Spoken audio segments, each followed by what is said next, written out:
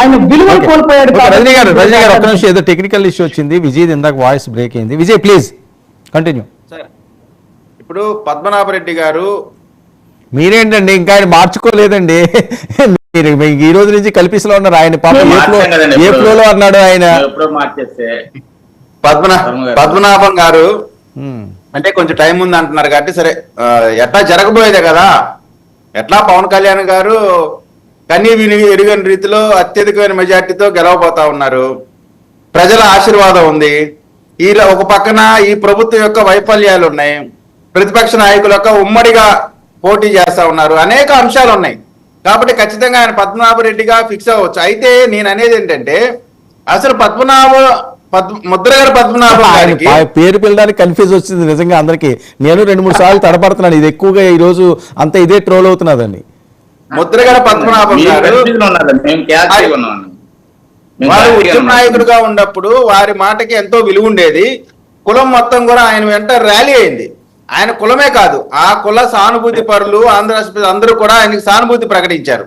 అయితే ఈరోజు ఎప్పుడైతే నేను కూడా ఒక డిబేట్ లో ముద్రగడ పద్మనాభం గారు జనసేనలోకి వస్తున్నారంటే, నిజంగా ఇంత రాజకీయ అనుభవం ఉన్న ఒక ఉద్యమ నాయకుడిగా పేరుందినటువంటి ముద్రగడ గారు జనసేనలోకి వస్తున్నారంటే ఎంతో సంతోషించారు. ఎందుకంటే ఒక పక్క జగన్మోహన్ రెడ్డి గారు ప్యాకేజీలు ఇవన్నీ ఇస్తూ నాయకుల్ని లాక్కుంటా ఉన్నారు. అటువంటి పరిస్థితిలో కూడా జనసేనకు వస్తారంటే అయ్యో ఉన్నతమైనటువంటి ఆలోచనలు ఉన్నాయని పొరపాటు పడ్డా.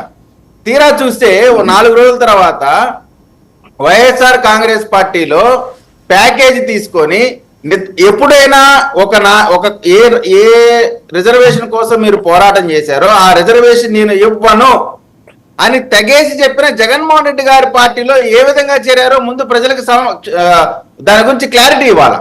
అవేమి చెప్పకుండా, ఎటువంటి దాని గురించి మాట్లాడకుండా రిజర్వేషన్ ఇవ్వననేటువంటి పార్టీకి వెళ్ళి 5% ఈబీసీ రిజర్వేషన్ లో కాపులకి అకామిడేట్ చేసిన తెలుగుదేశం పార్టీని ఈ రోజున తిడుతూ ఈ విధమైనటువంటి వ్యాఖ్యలు చేస్తూ, అంటే గ్యారంటీ ఓడిపోతారు కాబట్టి ఏదో హీట్ క్రియేట్ చేయాలా, ఎందుకంటే ప్యాకేజ్ తీసుకున్నారు, ఏదో ఒకటి మాట్లాడపోతే సెకండ్ పేమెంట్ రాదనేటువంటి ఆందోళనతో మాట్లాడుతున్నారు తప్ప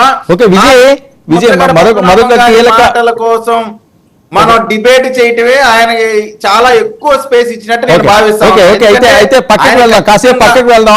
మీది సబ్జెక్ట్ కాదు కాబట్టి అది జనసేన వర్సెస్ పద్మనాభం గారు వాళ్ళ మధ్యన సాగుతుంటుంది. ఓకే, మీ విషయం ఏంటంటే మీకు గ్లాసు గుచ్చుకోబోతుందట కొన్ని నియోజకవర్గంలో, నిజమా? ఇప్పుడు ఒకటండి, నాకు తెలిసి ఎలక్షన్ కమిషన్ దీని మీద మంచి నిర్ణయం ప్రకటిస్తుంది. నేను మొన్న ఎక్కడో చూసిన గుర్తు, జనసేన పోటీ చేసిన దగ్గర కాకుండా వేరే దగ్గర గ్లాస్ గుర్తు ఇవ్వకూడదని చెప్పినట్టు నేను చూశాను. దాని గురించి నాకు స్పష్టత లేదు. అయినప్పటికీ కూడా ఎటువంటి పొరపాటు చేయకుండా ఒకవేళ ఇటువంటి కార్యక్రమే జరిగినా వాటన్నిటిని కూడా దాటి ఎలక్షన్ లో ఉమ్మడి ఎన్డీఏ ప్రభుత్వాన్ని గెలిపించాల్సిన బాధ్యత ప్రజల పైన ఉంది. ఈ రోజున ఒక తప్పుకే, సానుభూతితో చేసిన తప్పుకే రాష్ట్ర ప్రజలు అయ్యో ఎందుకురా బాబు చేసిన తప్పుని అని బాధపడతా ఉంటే కన్ఫ్యూజన్ అవుదా? ఓకే, టెక్నికల్ గా అది ఏమన్నా సెటరేట్ చేస్తే పర్వాలేదు. లేదు అనుకుంటే మీరు మెజారిటీ సీట్లో ఉంటున్నారు కాబట్టి అక్కడ గాజు గ్లాసు బొమ్మ కనిపిస్తే ఆ ఓటు అడి పడే ఛాన్స్ లేదా? ఇప్పుడు ఇక్కడ ఒకటి మనం గమనించాలండి, పవన్ కళ్యాణ్ గారికి ఉన్న క్రేజ్ ఏంటో ఇంకొకసారి అన్ని మీడియాలో కూడా ఆ క్రేజ్ తోటి అక్కడ గ్లాస్ కనిపిస్తే వెళ్ళి గుద్దుతారేమో అని.